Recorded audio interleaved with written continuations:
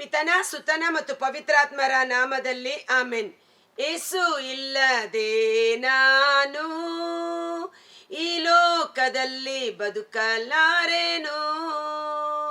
ನನ್ನ ದೇವ ಎಂದಾದರೂ ಬಿಟ್ಟಿರುವೆಯ, ನನ್ನ ಬಿಡಲೇ ಇಲ್ಲ ಏಸಯ್ಯ.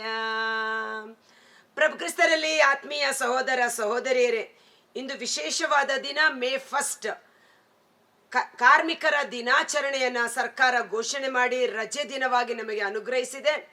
ಮತ್ತೊಂದೆಡೆ ನಮ್ಮ ಧರ್ಮಸಭೆ ಸಂತ ಜೋಸೆಫರ ಹಬ್ಬ, ಕಾರ್ಮಿಕರ ಪಾಲಕರಾದ ಸಂತ ಜೋಸೆಫರ ಹಬ್ಬವೆಂದು ಗೌರವಿಸಿ ಆಚರಿಸುತ್ತಿದ್ದೇವೆ.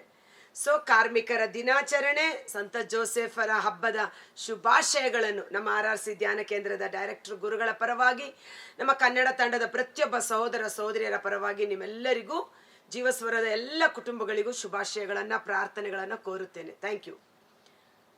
ಈ ಸಮಯದಲ್ಲಿ ಕಾರ್ಮಿಕರ ವಿಶೇಷ ದಿನಾಚರಣೆ ಆದ ಕಾರಣ ಕಾರ್ಮಿಕರಿಗಾಗಿ ನಾವು ಪ್ರಾರ್ಥಿಸೋಣ. ಕಾರ್ಮಿಕರು ಅನ್ನುವಾಗ ಕೆಳ ಹಂತದಿಂದ ಹಿಡಿದು ಮೇಲಿನ ಹಂತದವರೆಗೂ ಅನೇಕ ವಿಧವಾದ ಕೆಲಸ ಮಾಡುವ ಕಾರ್ಮಿಕರು, ಕೂಲಿ ಕಾರ್ಮಿಕರಿರಬಹುದು, IT BT ಕಂಪನಿಗಳಲ್ಲಿ ಕುಳಿತು ಕೆಲಸ ಮಾಡುವ ವೈಟ್ ಕಾಲರ್ ಜಾಬ್ ಅಂತ ಕಾರ್ಮಿಕರಿರಬಹುದು. ಎಲ್ಲರೂ ಕೆಲಸಗಾರರೇ ಆಗಿದ್ದೇವೆ. Praise the lord. ಅದರೊಟ್ಟಿಗೆ ದೇವರ ಸೇವೆ ಮಾಡುವ ದೇವ ಸೇವಕರು, ಅವರನ್ನು ಸಹ ಸೇರಿಸಿ ಅವರಿಗಾಗಿ ಪ್ರಾರ್ಥಿಸೋಣ. 2 ಥೆಸಲೋನಿಕ 3ನೇ ಅಧ್ಯಾಯ ವಚನ 6. ಇದರ ಟೈಟಲ್ ನೋಡುವುದಾದರೆ, ದುಡಿಯಲು ಒಲ್ಲದವನು ಉಣಲು ಬಾರದು. ಪ್ರಿಯ ಸಹೋದರರೇ, ಪ್ರಭು ಯೇಸು ಕ್ರಿಸ್ತರ ಹೆಸರಿನಲ್ಲಿ ನಾನು ನಿಮಗೆ ಆಜ್ಞಾಪಿಸುವುದೇನೆಂದರೆ, ನಾನು ನಿಮಗೆ ಬೋಧಿಸಿದ ಸದಾಚಾರವನ್ನು ಪಾಲಿಸದೆ ಮೈಗಳ್ಳತನದಿಂದ ದಿನಗಳೆಯುವ ಯಾವ ಸೋದರನೊಂದಿಗೂ ಸಂಪರ್ಕವಿಟ್ಟುಕೊಳ್ಳಬೇಡಿ. ಸೋಮಾರಿತನ, ಮೈಗಳ್ಳತನ, ಬೇಜವಾಬ್ದಾರಿತನ ಇದು ಸೈತಾನನಿಗೆ ಸಂಬಂಧಪಟ್ಟದ್ದು. ಒಂದು ಗಂಡನ ಸ್ಥಾನದಲ್ಲಿದ್ದರೆ ಅವನು ದುಡಿದು ತನ್ನ ಹೆಂಡತಿ, ಮಕ್ಕಳು, ಕುಟುಂಬವನ್ನು ಮುನ್ನಡೆಸಿಕೊಂಡು ಹೋಗಬೇಕಾದ ಜವಾಬ್ದಾರಿ. ಒಂದು ಮಗ ಆಗಿದ್ದರೆ ಅವನು ದುಡಿದು ತನ್ನ ತಂದೆ ತಾಯಿ ಅವರ ಕರ್ತವ್ಯಗಳನ್ನು ನಿಭಾಯಿಸತಕ್ಕದ್ದು. ಹೀಗೆ ಪ್ರತಿಯೊಬ್ಬರಿಗೂ ಅವರವರ ಸ್ಥಾನಮಾನಗಳಲ್ಲಿ ಅವರು ಸೋಮಾರಿಗಳಾಗದೆ, ಒಂದು ಹೆಂಗಸು ಅಥವಾ ಹೌಸ್ ವೈಫ್ ಅಂತ ಹೇಳ್ಬೋದು, ಗೃಹಿಣಿ, ಆಕೆಗೆ ಗೃಹಿಣಿಯರಿಗೆ ವಿಶೇಷವಾಗಿ ಏನು ಹೇಳ್ತಾರೆ ಹೇಳಿ, ಸ್ಯಾಲರಿ ಇಲ್ಲದ ಸರ್ವೆಂಟು. ಬೆಳಗ್ಗೆಯಿಂದ ರಾತ್ರಿ ತನಕನೂ ಮನೆ ಕೆಲಸ ಅಲ್ವಾ? ಹೀಗೆ ಇವರೆಲ್ಲರಿಗಾಗಿ ನಾವು ಪ್ರಾರ್ಥಿಸೋಣ. ಇವರೆಲ್ಲರೂ ಕಾರ್ಮಿಕರೇ. ಗೃಹಿಣಿಯರು ಮಾಡುವ ಕೆಲಸವನ್ನ ಮನೆಯವರು ಗುರುತಿಸದೇ ಇದ್ದರೂ ಸಹ ಗೃಹಿಣಿಯರು ಮಾಡುವ ಕೆಲಸ ಸಹ ಬಹಳ ಶ್ರೇಷ್ಠವಾದದ್ದು ಎಂದು ಅವರಿಗಾಗಿಯೂ ವಿಶೇಷವಾಗಿ ಪ್ರಾರ್ಥಿಸೋಣ. ಅಂತೂ ಈ ನಮ್ಮ ಶರೀರದಲ್ಲಿ ಕಾಡುವ ಸೋಮಾರಿತನ, ದುಡಿಯಲು ಮನಸ್ಸು ಬಾರದೇ ಇರುವುದು, ಬೇಜವಾಬ್ದಾರಿ, ಇಂಥ ಎಲ್ಲ ದುರಾತ್ಮಗಳು ಯೇಸು ನಾಮದಲ್ಲಿ ಬಿಡುಗಡೆಯಾಗಲಿ. ನಾವು ಹೇಗೆ ನಡೆದುಕೊಂಡೆವೋ ಹಾಗೆಯೇ ನೀವು ಸಹ ನಡೆದುಕೊಳ್ಳಬೇಕೆಂದು ನಿಮಗೆ ತಿಳಿದ ವಿಷಯ. ನಾವು ನಿಮ್ಮ ಬಳಿ ಇದ್ದಾಗ ಸೋಮಾರಿಗಳಾಗಿರಲಿಲ್ಲ. ಸಂತ ಪೌಲ ದೇವರ ಸೇವೆ ಮಾಡುತ್ತಿದ್ದಾಗಲೂ ಸಹ ತನ್ನ ಖರ್ಚು ವೆಚ್ಚಗಳಿಗಾಗಿ ಆತ ಗುಡಾರದ ಕೆಲಸ, ಕಸುಬನ್ನ ಮಾಡುವಂತ ವ್ಯಕ್ತಿಯಾಗಿದ್ದ. ತನ್ನ ಸೇವಾ ಖರ್ಚುಗಳಿಗಾಗಿ ಪರರ ಸಭೆಗಳಿಂದ ತೆಗೆದುಕೊಂಡು ಸೇವೆಗಾಗಿ ಉಪಯೋಗ ಮಾಡುತ್ತಿದ್ದರೂ ಸಹ ತನ್ನ ಸ್ವಂತ ಖರ್ಚು ವೆಚ್ಚಿಗಾಗಿ ತಾನೇ ದುಡಿದು ಪರರಿಗೆ ಮಾದರಿಯಾಗಿದ್ದ ಎನ್ನುವ ರೀತಿಯಲ್ಲಿ. ಪುಕ್ಕಟೆಯಾಗಿ ನಾವು ಯಾರ ಅನ್ನವನ್ನು ಉಣ್ಣಲಿಲ್ಲ, ನಿಮ್ಮಲ್ಲಿ ಯಾರಿಗೂ ಹೊರೆಯಾಗಬಾರದೆಂದು ಹಗಲಿರುಳು ನಾವೇ ಕಷ್ಟಪಟ್ಟು ದುಡಿದಿದ್ದೇವೆ. ನಿಮ್ಮಿಂದ ಪೋಷಣೆ ಪಡೆಯಲು ನಮಗೆ ಹಕ್ಕಿಲ್ಲವೆಂದಲ್ಲ, ನೀವು ನಮ್ಮನ್ನು ಅನುಸರಿಸಿ ನಡೆಯುವಂತೆ ನಿಮಗೆ ಆದರ್ಶವಾಗಿರಬೇಕೆಂದೇ ನಾವು ಹೀಗೆ ಮಾಡಿದೆವು. ನಾವು ನಿಮ್ಮೊಡನಿದ್ದಾಗ ದುಡಿಯಲೊಲ್ಲದವನು ಉಣಲೂ ಬಾರದು ಎಂದು ನಿಮಗೆ ಆಜ್ಞಾಪಿಸಿದ್ದೆವು. ಈಗಲಾದರೂ ನಿಮ್ಮಲ್ಲಿ ಕೆಲವರು ದುಡಿಯದೆ ಮೈಗಳ್ಳರಾಗಿ ಅಲ್ಲಲ್ಲಿ ಅಲೆದಾಡುತ್ತಾ ಹರಟೆ ಮಲ್ಲರಾಗಿದ್ದಾರೆಂದು ನಮಗೆ ತಿಳಿದು ಬಂದಿದೆ. ಯಾವಾಗ ದುಡಿಮೆಗೆ ಹೋಗದೆ ಅಥವಾ ದುಡಿಯುವ ಸಮಯವನ್ನ ಹರಟೆಗಳಿಗಾಗಿ ಉಪಯೋಗ ಮಾಡಿಕೊಂಡಾಗ ಅವರ ಸಮಯವನ್ನ ಸದ್ವಿನಿಯೋಗ ಪಡಿಸಿಕೊಳ್ಳಬೇಕು. ಸಮಯವನ್ನ ಸರಿಯಾಗಿ ಉಪಯೋಗಿಸಿಕೊಳ್ಳದಿದ್ದರೆ ಸೈತಾನ ಅದನ್ನು ತಪ್ಪಾದ ರೀತಿಯಲ್ಲಿ ಉಪಯೋಗಿಸುವಂತೆ ಪ್ರೇರೇಪಣೆ ಮಾಡುತ್ತಾನೆ. ಇಂಥವರು ತಮ್ಮ ಜೀವನೋಪಾಯಕ್ಕಾಗಿ ತಾವೇ ದುಡಿದು ಸಂಪಾದಿಸಬೇಕೆಂದು ಪ್ರಭು ಯೇಸುವಿನ ಹೆಸರಿನಲ್ಲಿ ಎಚ್ಚರಿಸಿ ಆಜ್ಞಾಪಿಸುತ್ತೇನೆ. ಒಂದು ಕಡೆ ಎಚ್ಚರಿಕೆ, ಯೇಸುವಿನ ಹೆಸರಿನಲ್ಲಿ ನಾನು ನಿಮಗೆ ಹೇಳುತ್ತಿದ್ದೇನೆ, ನೀವು ದುಡಿಯಬೇಕು, ನೀವು ದುಡಿದು ಸಂಪಾದನೆ ಮಾಡಬೇಕು, ನಿಮ್ಮ ಸ್ವಂತ ಖರ್ಚು ವೆಚ್ಚಗಳನ್ನು ನಿಭಾಯಿಸಬೇಕು. ದುಡಿಯಲೊಲ್ಲದವನು ಉಣಲು ಬಾರದು ಎಂಬಂತೆ. ಒಂದು ಕ್ಷಣಕಾಲ ನಮ್ಮ ಕಣ್ಗಳನ್ನು ಮುಚ್ಚೋಣ. ಈ ಸಮಯದಲ್ಲಿ ಶರೀರದಲ್ಲಿ ಸೋಂಬೇರಿತನ, ಮೈಗಳ್ಳತನ, ಆಲಸ್ಯ, ಬೇಜವಾಬ್ದಾರಿ ಗೊತ್ತಲ್ವಾ, ಅಂತ ರೀತಿಯಲ್ಲಿರುವ ಎಲ್ಲ ದುರಾತ್ಮಗಳು ಯೇಸುವಿನ ನಾಮದಲ್ಲಿ ಈ ಜೀವಸ್ವರವನ್ನು ಆಲಿಸುತ್ತಿರುವ ಪ್ರತಿಯೊಬ್ಬರ ಶರೀರದಿಂದ, ಅವರ ಕುಟುಂಬಗಳಿಂದ ಯೇಸುವಿನ ನಾಮದಲ್ಲಿ ಬಿಡುಗಡೆಯಾಗಿ ನರಕದ ಪಾತಾಳಕ್ಕೆ ಕಟ್ಟಿಹಾಕಲಿ. ಪವಿತ್ರಾತ್ಮರ ಚೈತನ್ಯ, ಶಕ್ತಿ, ಬಲ, ಜವಾಬ್ದಾರಿಯುತವಾಗಿ ತಮ್ಮ ದಿನನಿತ್ಯದ ಕೆಲಸ ಕಾರ್ಯಗಳನ್ನು ಮಾಡಲು ಬೇಕಾದ ಪವಿತ್ರಾತ್ಮರ ಶಕ್ತಿ ಅವರಲ್ಲಿ ತುಂಬಿಕೊಳ್ಳಲಿ. ಕೀರ್ತನೆ 92:10 ಕಾಡು ಕೋಣದ ಕೊಂಬಿನ ಬಲವನ್ನು ಅನುಗ್ರಹಿಸಿ ಚೈತನ್ಯ ತೈಲದಿಂದ, ಶಕ್ತಿಯ ತೈಲದಿಂದ ಅಭಿಷೇಕಿಸಲ್ಪಡುವಂತೆ ಯೇಸುವಿನ ಅದ್ಭುತಕರವಾದ ನಾಮದಲ್ಲಿ ಪ್ರಾರ್ಥಿಸುತ್ತೇವೆ. ಆಮೇನ್.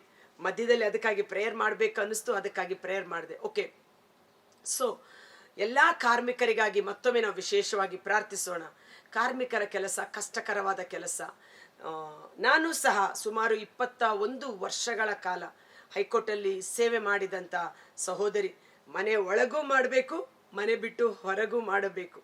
ಆದರೆ ಇದಕ್ಕೆ ಬೇಕಾದ ಶಕ್ತಿ, ಬಲ, ಕೃಪೆ ದೇವರಿಂದ ನಮಗೆ ದೊರಕಿದ್ದು. ನಮ್ಮ ಸ್ವಂತ ಶಕ್ತಿ ಸಾಮರ್ಥ್ಯದಿಂದಲ್ಲ, ನಮ್ಮ ಬಲದಿಂದಲ್ಲ, ದೇವರ ಕೃಪೆಯಿಂದಲೇ. ಆದ ಕಾರಣ ಇದುವರೆಗೂ ನಮಗೆ ದುಡಿಯಲು ಶಕ್ತಿಯನ್ನು, ಬಲವನ್ನು, ಒಳ್ಳೆಯ ಆರೋಗ್ಯವನ್ನು, ಸುಜ್ಞಾನವನ್ನು ಕೊಟ್ಟು ಮುನ್ನಡೆಸಿದ ಸರ್ವಶಕ್ತನಾದ ದೇವರಿಗೆ, ಪ್ರಭು ಯೇಸುವಿನ ಕೃಪೆಗೆ ಹೃತ್ಪೂರ್ವಕವಾದ ಕೃತಜ್ಞತಾ ಸ್ತುತಿ ಸ್ತೋತ್ರಗಳನ್ನು ಸಲ್ಲಿಸೋಣ. ಈ ಕಾರ್ಮಿಕರು ಮಾಡಬೇಕಾದ ಕೆಲಸ ಅಥವಾ ದುಡಿಯುವವರು ಮಾಡಬೇಕಾದ ಕೆಲಸ ಏನು ಎಂಬುದಾಗಿ ನೋಡೋಣ. ಕೀರ್ತನೆ 127 ವಚನ 2 ನಾವು ನೋಡುತ್ತೇವೆ. ಹೊಟ್ಟೆ ಪಾಡಿಗಾಗಿ ದುಡಿಬೇಕು ಅಂದಾಗ ಕೆಲವರು ಏನ್ ಮಾಡ್ತಾರೆ, ರಾತ್ರಿ ಹಗಲು ದುಡಿಯೋಕ್ಕೆ ಸ್ಟಾರ್ಟ್ ಮಾಡ್ತಾರೆ. ಹೊಟ್ಟೆ ಪಾಡಿಗಾಗಿ ಕಷ್ಟಪಡಲೋಸುಗ, ಹೊತ್ತಿಗೆ ಮುಂಚೆ ಎದ್ದೇಳುವುದು ವ್ಯರ್ಥ, ಹೊತ್ತು ಮೀರಿ ಮಲಗಲು ಹೋಗುವುದು ವ್ಯರ್ಥ. ಪ್ರಭು ನಿದ್ರೆಯಲ್ಲಿ ಭಕ್ತರ ಪೋಷಕ. ಸೊ ದೇವರಿಗೆ ಕೊಡಬೇಕಾದ ಸಮಯ ದೇವರಿಗೆ, ದುಡಿಮೆಗೆ ಕೊಡಬೇಕಾದ ಸಮಯ ದುಡಿಮೆಗೆ ಕೊಟ್ಟಾಗ ಅಂಥವನು ಸುಜ್ಞಾನದಿಂದ ತನ್ನ ಕುಟುಂಬವನ್ನು ಕಟ್ಟಲು ಶಕ್ತರಾಗುತ್ತಾರೆ. ದುಡಿಬೇಕು ಅನ್ನುವಾಗ ಕೆಲವರು ಏನ್ ಮಾಡ್ತಾರೆ, ದೇವರಿಗೆ ಪ್ರಥಮ ಸ್ಥಾನ ಕೊಡುವುದಿಲ್ಲ, ಭಾನುವಾರ ಸಬ್ಬತ್ ದಿನ ಬಲಿಪೂಜೆಗೆ ಹೋಗುವುದಿಲ್ಲ, ದೇವರ ಆರಾಧನಾ ವಿಧಿಗಳಲ್ಲಿ, ಪವಿತ್ರ ದಿನಗಳಲ್ಲಿ ಅವರು ಭಾಗವಹಿಸುವುದಿಲ್ಲ. ಆ ದಿನನೂ ಕೆಲಸ, ಆ ದಿನನೂ ದುಡಿಮೆ ಅಂತ ದುಡಿಮೆಗೆ ಹೋಗ್ತಾರೆ. ದೇವರ ವಾಕ್ಯ ಹೇಳುತ್ತೆ, ನೀನು ದುಡಿಬೇಕು, ಆದರೆ ದುಡಿಮೆಯೇ ದೇವರಲ್ಲ. ನೀನು ದುಡಿಯುವುದಕ್ಕಾಗಿ ಹೊತ್ತಿಗೆ ಮುಂಚೆ ಎದ್ದೊಳುತ್ತೀಯ, ನಾನು ದುಡಿಬೇಕು ಎಂದು ರಾತ್ರಿ ಹೊತ್ತು ಮೀರಿ ಮಲಗ್ತೀಯ, ನಿನ್ನ ಶರೀರ ರೋಗಕ್ಕೆ ತುತ್ತಾಗುತ್ತದೆ. ಕೈಗೆ ಬಂದ ತುತ್ತು ಬಾಯಿಗೆ ಬರಲ್ಲ. ಆದರೆ ದೇವರ ವಾಕ್ಯ ಹೇಳುತ್ತೆ, ತನ್ನ ಭಕ್ತರು ಅಂದ್ರೆ ಏನು, ದೇವರಿಗೆ ಪ್ರಥಮ ಸ್ಥಾನ ಕೊಟ್ಟು ದೇವರಿಗೆ ಸಲ್ಲಬೇಕಾದ ಸಮಯ ದೇವರಿಗೆ, ದುಡಿಮೆಗೆ ಸಲ್ಲಬೇಕಾದ ಸಮಯ ದುಡಿಮೆಗೆ, ಹೀಗೆ ಕೊಡುವವರಿಗೆ ಭಕ್ತರನ್ನ ಪ್ರಭು ನಿದ್ರೆಯಲ್ಲಿ ಪೋಷಣೆ ಮಾಡುವವರಾಗಿದ್ದಾರೆ. ಆತನಿಗೆ ಸುಖಕರವಾದ ನಿದ್ರೆಯನ್ನು ಕೊಟ್ಟು ಅವನ ಶರೀರಕ್ಕೆ ಹೊಸ ಬಲವನ್ನು, ಶಾಂತಿ, ಸಮಾಧಾನವನ್ನು, ಸುಜ್ಞಾನವನ್ನು ಅವರು ಅನುಗ್ರಹಿಸುತ್ತಾರೆ. ಆದ ಕಾರಣ ಒಂದು ತೀರ್ಮಾನ ಮಾಡೋಣ. ವಾರದ 6 ದಿನಗಳು ಕಷ್ಟಪಟ್ಟು ದುಡಿಯಿರಿ. 7ನೆಯ ದಿನ ಪರಿಶುದ್ಧವಾದ ದಿನ, ಪವಿತ್ರ ದಿನ, ಸಬ್ಬತ್ ದಿನ, ಅದು ದೇವರಿಗೆ ಮೀಸಲಾದ ದಿನ. ಅಂದು ಬಲಿಪೂಜೆಯಲ್ಲಿ ಭಾಗವಹಿಸಬೇಕು, ದೇವರ ಆರಾಧನಾ ವಿಧಿಗಳಲ್ಲಿ ಪಾಲ್ಗೊಳ್ಳಬೇಕು, ಪ್ರಾರ್ಥನಾ ಕುಟುಂಬದಲ್ಲಿ ಕುಟುಂಬ ಪ್ರಾರ್ಥನೆ ನಡೆಸಬೇಕು. ನಾವು ದುಡಿದು ಬಂದ ಆ ಸಂಪಾದನೆಯಲ್ಲಿ 10ನೇ 1 ಪಾಲು ದಶಾಂಶವನ್ನು ದೇವರ ರಾಜ್ಯಕ್ಕೆ, ದೇವರ ಸೇವೆಗೆ, ದೇವರ ಆಲಯಕ್ಕೆ ಕಾಣಿಕೆಯಾಗಿ ಸಲ್ಲಿಸಬೇಕು. ಆಗ ಸ್ವರ್ಗದ ದ್ವಾರಗಳನ್ನು ತೆರೆದು ನಿಮ್ಮಲ್ಲಿ ಸ್ಥಳ ಹಿಡಿಯಲಾರದಷ್ಟು ಆಶೀರ್ವಾದವನ್ನ ದೇವರು ನಮಗೆ ಅನುಗ್ರಹಿಸುತ್ತಾರೆ. ಇಲ್ಲದಿದ್ದರೆ ನಮ್ಮ ವರಮಾನವೆಲ್ಲ ಶಾಪವಾಗಿ ಪರಿಣಮಿಸುತ್ತದೆ. ರಾತ್ರಿ ಇಡೀ ದುಡಿತೇವೆ, ಹಗಲಿಡೀ ದುಡಿತೇವೆ, ಆದರೆ ಆಶೀರ್ವಾದ ಕಂಡು ಬರ್ತಾ ಇಲ್ಲ. ಕೈಗೆ ಬಂದ ತುತ್ತು ಬಾಯಿಗೆ ಬರಲ್ಲ, ವರಮಾನವೆಲ್ಲ ಎಲ್ಲೋ ನಷ್ಟವಾಗಿ ಹೋಗ್ತಾ ಇದೆ. ದೇವರು ಹೇಳ್ತಾರೆ, ದೇವರಿಗೆ ಕೊಡಬೇಕಾದ ಪ್ರಥಮ ಸ್ಥಾನ, ದೇವರಿಗೆ ಕೊಡಬೇಕಾದ ಪರಿಶುದ್ಧವಾದ ಸಬ್ಬತ್ ದಿನ, ದೇವರಿಗೆ ಕೊಡಬೇಕಾದ ಕಾಣಿಕೆ, ಇದರಲ್ಲಿ ನೀವು ಮೋಸ ಮಾಡುವಾಗ ನಿಮ್ಮ ದುಡಿಮೆಯ ಫಲ ನಷ್ಟವಾಗಿ ಹೋಗುತ್ತದೆ. ಹಾಸ್ಪಿಟಲ್ ಖರ್ಚಾಗ್ಬೋದು, ಗಾಡಿ ರಿಪೇರಿ ಆಗ್ಬೋದು, ಅನ್ನೆಸೆಸರಿ ಎಕ್ಸ್ಪೆನ್ಸಸ್. ಕಾಡು ಮಿಡತೆ, ಜೇನು ನೊಣ ಬಂದು ನಿಮ್ಮ ಬೆಳೆಯನ್ನು ತಿಂದು ನಾಶ ಮಾಡಿಬಿಡುತ್ತದೆ. ಆದ ಕಾರಣ ಕಾರ್ಮಿಕರಲ್ಲಿ ನನ್ನ ವಿನಂತಿ, ದುಡಿಯುವ ನೀವು ಕಷ್ಟಪಟ್ಟು ದುಡಿತಾ ಇದ್ದೀರಿ, ನಿಮ್ಮ ದುಡಿಮೆಯ ಪೂರ್ಣ ಫಲವನ್ನು ನೀವು ಅನುಭವಿಸಬೇಕು. ತನ್ನ ಭಕ್ತರಿಗೆ ದೇವರು ನಿದ್ರೆಯಲ್ಲೇ ಪೋಷಣೆ ಮಾಡುತ್ತಾರೆ. ದೇವರಿಗೆ ಪ್ರಥಮ ಸ್ಥಾನ ಕೊಡಿ. ವಾರದ 6 ದಿನಗಳು ಕಷ್ಟಪಟ್ಟು ದುಡಿಯಿರಿ. 7ನೇ ದಿನ ಪರಿಶುದ್ಧವಾದ ದಿನ. ದೇವರ ಕಾರ್ಯದಲ್ಲಿ, ದೇವರ ಸೇವೆಯಲ್ಲಿ, ಬಲಿಪೂಜೆಗಳಲ್ಲಿ ಭಾಗವಹಿಸಿರಿ. ದೇವರು ನಿಮಗೆ ಕೊಟ್ಟ ಎಲ್ಲ ಆಶೀರ್ವಾದಗಳಲ್ಲಿ 10ನೇ 1 ಭಾಗ ದೇವರ ರಾಜ್ಯಕ್ಕೆ, ದೇವರ ಆಲಯಕ್ಕೆ ಕೊಟ್ಟು ದೇವರನ್ನ ಘನಪಡಿಸಿರಿ. ಜ್ಞಾನೋಕ್ತಿ 3:5 ನೀನೇ ಬುದ್ಧಿವಂತ ಎಂದು ತಿಳಿದುಕೊಳ್ಳಬೇಡ, ಬದಲಿಗೆ ನಿನ್ನ ಜೀವನದ ಎಲ್ಲ ಕೆಲಸ ಕಾರ್ಯಗಳನ್ನು ಸರ್ವೇಶ್ವರನಿಗೆ ಸಮರ್ಪಿಸು. ಆತನು ನಿನ್ನ ದಾರಿಯನ್ನು ಸರಾಗ ಮಾಡುವನು, ನಿನ್ನ ಕೈ ಕೆಲಸವನ್ನು ಆಶೀರ್ವಾದ ಮಾಡುವನು, ನಿನ್ನ ಕಣಜಗಳು ತುಂಬಿ ತುಳುಕುವಂತೆ ಮಾಡುವರು. ನೀನು ದೇವರನ್ನ ಮಹಿಮೆಪಡಿಸುವಾಗ ದೇವರು ನಿಮ್ಮನ್ನು ಮಹಿಮೆಪಡಿಸುವರು. ಸೊ ಸಂತ ಜೋಸೆಫರು ಸಹ ಪ್ರಭು ಯೇಸು ಕ್ರಿಸ್ತರ ತಂದೆಯ ಜವಾಬ್ದಾರಿಯನ್ನು ಹೊತ್ತುಕೊಂಡಿದ್ದರು ಸಹ ಅವರು ದುಡಿಮೆ ಮಾಡಿ ತನ್ನ ಕುಟುಂಬವನ್ನು ಪೋಷಣೆ ಮಾಡುತ್ತಿದ್ದರು. ದೇವರ ಪುತ್ರ ನನ್ನ ಮನೆಯಲ್ಲಿದ್ದಾರೆ ಎಂದು ಸುಮ್ಮನೆ ಕೂರಲಿಲ್ಲ. ಈತ ಬಡಗಿಯ ಮಗನಲ್ಲವೇ ಎಂದು ಜನರು ಯೇಸುವನ್ನು ನೋಡುವಾಗ, ಈತ ಬಡಗಿ ಜೋಸೆಫನ ಮಗನಲ್ಲವೇ? ಜೋಸೆಫರು ಐಡೆಂಟಿಫೈ ಆಗಿದ್ದು ಹೇಗೆ? ಬಡಗಿ. ಯೇಸುವನ್ನ ನೋಡಿ ಅವರು ಮಾತನಾಡಿದ ಹೇಗೆ? ಈತ ಬಡಗಿಯಾದ ಜೋಸೆಫನ ಮಗನಲ್ಲವೇ? ಬಡಗಿ ಅಂದ್ರೆ ಕಾರ್ಪೆಂಟರ್, ಕೆಲಸ ಮಾಡುವವರು. ಯೇಸು ಸ್ವಾಮಿ ಸಹ ತಂದೆ ತಾಯರಿಗೆ ವಿಧೇಯರಾಗಿ ತನ್ನ ಸಮಯ ಬರುವವರೆಗೂ ಜವಾಬ್ದಾರಿಯುತವಾಗಿ ತಂದೆಯೊಟ್ಟಿಗೆ ಕೆಲಸ ಮಾಡುತ್ತಿದ್ದರು. ತದನಂತರ ಅವರು ಸೇವಾ ಜೀವನವನ್ನ ಪ್ರಾರಂಭ ಮಾಡಿದರು. ಸಂತ ಜೋಸೆಫರು ಹೇಗೆ ನೀತಿವಂತರಾಗಿದ್ದರು, ಅದೇ ನೀತಿವಂತಿಕೆಯಲ್ಲಿ ನಾವು ಜೀವಿಸುವ ಕೃಪೆ ನಮಗೆ ಲಭಿಸಲಿ. ಆದ ಕಾರಣ ಸಂತ ಜೋಸೆಫರನ್ನು ಎಲ್ಲಾ ಕಾರ್ಮಿಕರ ಪಾಲಕರು, ಕಾರ್ಮಿಕರ ವಿಶೇಷ ಮಧ್ಯಸ್ಥಿಕೆ ವಹಿಸುವ ಸಂತರು ಎಂದು ನಮ್ಮ ಕಥೋಲಿಕ ಧರ್ಮಸಭೆ ಅವರನ್ನು ಗೌರವಿಸುತ್ತದೆ. ಮಾತ್ರವಲ್ಲ, ಈ ಕಾರ್ಮಿಕರಿಗೆ ಬೇಕಾದ ಸುಜ್ಞಾನ ದೇವರಿಂದಲೇ ಬರಬೇಕು. ವಿಮೋಚನ ಕಾಂಡ 31ನೇ ಅಧ್ಯಾಯದಲ್ಲಿ ಸರ್ವೇಶ್ವರ ದೇವರು ಮೋಶೆಗೆ ಹೇಳುತ್ತಾರೆ, ಮೋಶೆ ನೀನು ದೇವದರ್ಶನದ ಗೂಡಾರವನ್ನ ತಯಾರು ಮಾಡಬೇಕೆಂದು ಎಲ್ಲ ಹೀಗೆ ಮಾಡು ಅನ್ನುವಾಗ ಮೋಶೆ ಎಲ್ಲ ಕೇಳಿಸ್ಕೊಂಡು ಹೇಳ್ತಾನೆ, ನೀವೆಲ್ಲವನ್ನ ನನಗೆ ಹೇಳಿದಿರಿ ನಿಜ, ಆದರೆ ನನಗೆ ಅದನ್ನು ಮಾಡಲು ಗೊತ್ತಿಲ್ಲ ಎಂದು ಹೇಳುವಾಗ, ಬೆಸಲೇಲ ಎಂಬ ವ್ಯಕ್ತಿಯನ್ನು ನಾನು ಆರಿಸಿಕೊಂಡು ಅವನಿಗೆ ದಿವ್ಯಾತ್ಮ ಶಕ್ತಿ, ವಿಶೇಷವಾದ ಆತ್ಮರ ಅಭಿಷೇಕವನ್ನು ಅವನ ಮೇಲೆ ಸುರಿಸುವೆನು.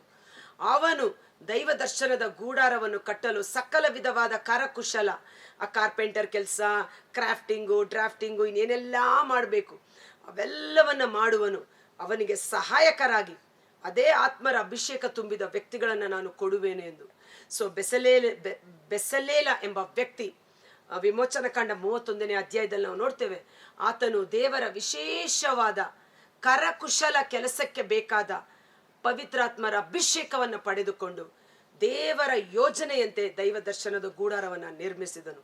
ಸೊ ಇಂದು ನಾವು ಮಾಡುವ ಕೆಲಸಗಳು ಯಾವುದೇ ಆಗಿದ್ದರೂ ಸಹ ನಮ್ಮ ಕೆಲಸಗಳಿಗೆ ನಮಗೆ ಬೇಕಾದ ಜ್ಞಾನ, ಕೆಲಸ ಮಾಡಲು ಬೇಕಾದ ಶಕ್ತಿ, ನಮ್ಮ ಹೋಗೋಣವನ್ನು ಬರೋಣವನ್ನು ಕಾಯ್ದು ಕಾಪಾಡುವ ದೇವರು, ಇವೆಲ್ಲವೂ ದೇವರಿಂದಲೇ ಬರುವಂಥದ್ದು.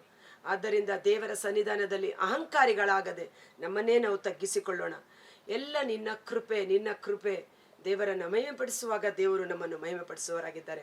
ಕರ್ತನಾದ ಯೇಸುವೇ, ಇಂದು ಕಾರ್ಮಿಕರ ದಿನಾಚರಣೆಯನ್ನು ಆಚರಣೆ ಮಾಡುತ್ತಿರುವ ವಿಶ್ವದ ಎಲ್ಲ ಕಾರ್ಮಿಕರು ಪ್ರತಿದಿನ ಮುಂಜಾನೆ ಮನೆ ಹತ್ತಿರ ಬಂದು ಡಸ್ಟ್ಬಿನ್, ನಮ್ಮ ಕಸಗಳನ್ನು ತೆಗೆದುಕೊಂಡು ಹೋಗುವ ಆ ಕಾರ್ಮಿಕರಿಂದ ಹಿಡಿದು ನಾನಾ ಹಂತಗಳಲ್ಲಿ ವೈದ್ಯಕೀಯ ರಂಗ, ಪೊಲೀಸ್ ರಂಗ, ನಾನಾ ವಿಧವಾದ ಕೆಲಸ ಕಾರ್ಯಗಳನ್ನು ಮಾಡುವ ಎಲ್ಲ ಕಾರ್ಮಿಕರ ಒಂದು ಸಂರಕ್ಷಣೆಗಾಗಿ, ಪವಿತ್ರಾತ್ಮರ ಅಭಿಷೇಕಕ್ಕಾಗಿ, ಅವರ ಸುರಕ್ಷತೆಗಾಗಿ ಈ ಸಮಯದಲ್ಲಿ ಪ್ರಾರ್ಥನೆ ಮಾಡುತ್ತೇವೆ. ಆ ಕಾರ್ಮಿಕರ ಕುಟುಂಬಗಳನ್ನು ಆಶೀರ್ವಾದ ಮಾಡಿರಿ. ಎಷ್ಟೋ ಜನರು ಕಟ್ಟಡದ ಕೆಲಸ, ವಿದ್ಯುತ್ ಶಕ್ತಿಯ ಕೆಲಸ ಮಾಡುವಾಗ ತನ್ನ ಪ್ರಾಣವನ್ನು ಕಳೆದುಕೊಂಡವರಿದ್ದಾರೆ. ಅಂತ ಒಂದು ಕಷ್ಟಕರವಾದ ಕೆಲಸ ಮಾಡುವ ಕಾರ್ಮಿಕರಿಗಾಗಿ ನಾವು ಪ್ರಾರ್ಥಿಸೋಣ. ಇವತ್ತು ನಾವು ಮನೆಯೊಳಗೆ ಇದ್ದುಕೊಂಡು ನಮಗೆ ಸುಲಭವಾಗಿ ಕರೆಂಟು, ಸುಲಭವಾಗಿ ನೀರು ಬರ್ತಾ ಇದೆ. ಆದರೆ ನಮ್ಮ ಕಣ್ಣಿಗೆ ಕಾಣದ ರೀತಿಯಲ್ಲಿ ಅನೇಕ ವ್ಯಕ್ತಿಗಳು ಕಾರ್ಮಿಕರಾಗಿ ದುಡಿಯುತ್ತಿದ್ದಾರೆ.